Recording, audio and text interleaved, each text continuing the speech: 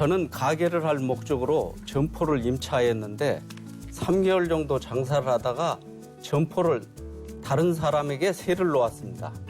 이후 임대차 계약은 2016년 5월 31일 기간 만료로 종료하였는데 임대인이 보증금을 반환해주지 않아서 제가 다시 세를 놓은 임차인이 점포에 있던 짐들을 빼지 않고 있는 상황입니다.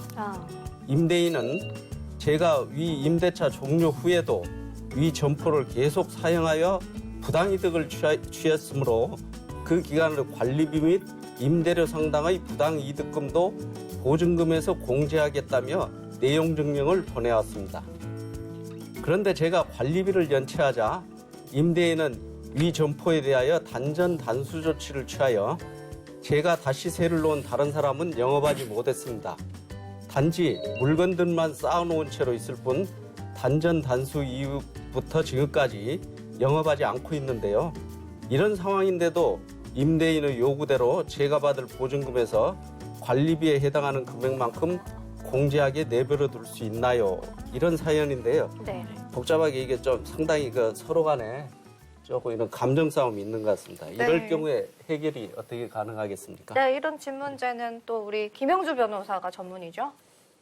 예, 이거 같은 경우에는 이런 경우도 뭐 주위에 많이 있습니다. 임대차 기간은 종료했는데 네. 임대차 기간 종료하기 이전에 생겼던 분쟁으로 인해서 보증금 못 내주겠다, 내놔라, 또 내주더라도 얼마를 까겠다, 그만큼 못 간다, 뭐 이렇게 그만큼 공제할 수는 없다 이렇게 하는데 지금도 그 문제 중에 하나입니다. 그러니까 이게 뭐 큰 하나의 뭐 목차로 얘기를 하면 제목으로 얘기를 하면 임대차 종료 후에 임대차 목적물이었던 이 점포를 계속 사용 수익을 했느냐 안 했느냐 또는 계속 점유를 했을 경우에만이라도 했었는데도 불구하고 임대차 임료 상당의 돈을 줘야 되느냐 그 문제거든요. 줘야 된다면 보증금에서 공제할 수 있겠죠. 예. 이 문제인데 그 이전과 관련해서는 지금 이분이 보면은 본인이 하시다가 3개월 정도 뒤에 전대차를 하셨거든요. 네. 또 이렇게 하셨다고 임대차 전대차인데 이건 아마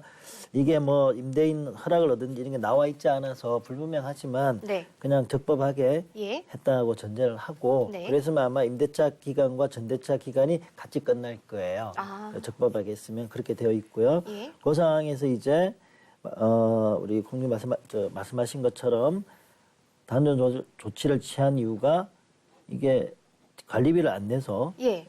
이렇게 했다는 것 같은데 여기서 이제 등장하는 문제가 네. 임차인이 임차 목적물의 사용 수익을 하기 위해서는 임대인이 또 사용 수익하게 해줘야 되잖아요. 그 그렇죠. 의무가 있다는 게 이제 많이 들으셨죠. 그렇죠. 근데 이제 하게 할 의무가 있는데 그 의무 중에는 방해하지 않아야 될 의무도 있어요. 자기가 수익하게 해줘야 된다면 사용 수익하는 사람 방해하지 않아야 될 의무도 일종이 있단 말이죠. 예. 이 사안 같은 경우에도 관리비를 연체했다고 해서 단전 단수 조치를 취할 수 있는 게 아니란 말이죠. 네. 그 상황이기 때문에 임대차 기간이 만료되고 난 뒤에도 네.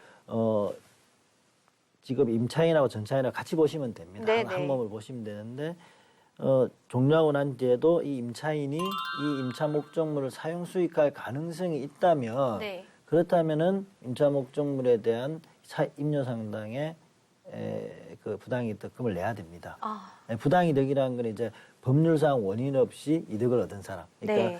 손실을 주고 이득을 얻을 게 발생하는 예, 것인데 예. 이게 법률상 원인이 있냐 없냐는 건데 네. 또 다른 사람한테 손실을 줬더라도 하더라도 내가 이득을 얻은 게 없으면 네. 그 부당이득이 한 게 없잖아요. 이 사건 같은 경우에도 임대차 기간 만료 후에 이 가게 점포를 점유는 하고 있지만 네. 단전 단수된 상태에서 그 이후로는 영업을 못하고 그냥 집만 두고 있는 셈인 거예요. 그래서 예. 원래 임대차 목적물을 사용 수익할 그 목적이 있었을 거예요. 이게 네. 가게 무슨 가게인지는 잘 모르겠지만 예. 그 가게를 하기 위해서 이 임대차를 했을 텐데 지금 이렇게 짐을 쌓아놓고 있는 거는 그 가게를 본래 목적대로 사용을 못하고 있는 거잖아요. 그렇죠. 그렇다면은 임대차 기간이 종료하고 난 뒤에 이분은 이제 임대차 목적물을 사용 수익해서 이득을 얻은 게 없기 때문에 그 부분에 대해서는 차임을 안 주셔도 되죠. 그러니까 우리 대부분 판례도 이 부분을 표현을 실질적 이득이라는 표현을 씁니다. 그러니까 부당이득에서 이득을 얻었다고 하려면 예. 그 이득자가 실질적으로 얻은 이득이 있어야 된다.